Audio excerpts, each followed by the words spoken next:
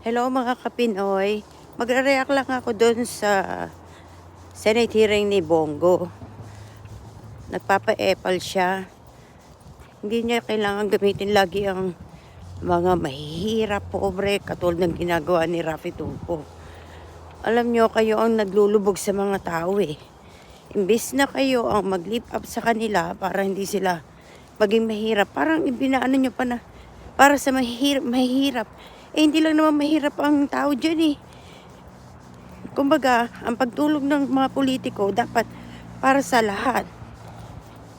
Kaya mayaman, oo, alam ko yung mayaman hindi nyo na kailangan tulungan, pero kailangan pa rin nila na suporta kahit yun nasa mga middle class.